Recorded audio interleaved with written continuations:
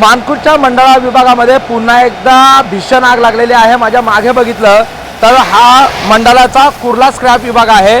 गेल्या काही वर्षांमध्ये वारंवार या ठिकाणी आगीचे जे प्रकार आहेत ते समोर येताना दिसत आहेत। आता आपण बघितलं तर साधारणतः 15 ते 20 जे गाड्या आहेत ते या आगीमध्ये भक्ष्यस्थानी पडलेले आहेत। सध्याची स्थिती आपण जर बघितली तर अग्निशमन दलाच्या 10 ते 15 गाड्या घटनास्थळी दाखल झालेल्या आहेत आणि या आगीवर नियंत्रण मिळवण्याचा प्रयत्न करीत आहे। मात्र ही आग जी आहे ती अशा ठिकाणी लागली आहे जिथे मोठ्या प्रमाणात ज्वलनशील पदार्थ असतात। हे स्क्रॅपची मोठी मोठी गोदामं या ठिकाणी असल्यामुळे या ठिकाणी ऑइल असेल, त्याचबरोबर कागद असतील, लाकडाच्या वखारी असतील, अशा मोठ्या प्रमाणात असल्यामुळे ही आगीवर नियंत्रण मिळवणे जे आहे ते अग्निशमन दलाला कठीण होत आहे। सुमारे गेल्या 1.5 ते 2 तासापासून या आगीवर नियंत्रण मिळवण्याचा अग्निशमन दल प्रयत्न करीत आहेत।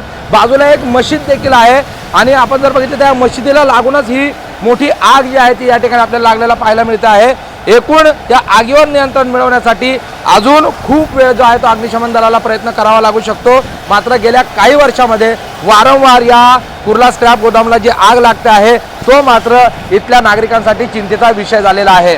प्रशांत बडे, एबीपी माझा, मुंबई। एबीपी माझा, उघडा डोळे बघा नीट।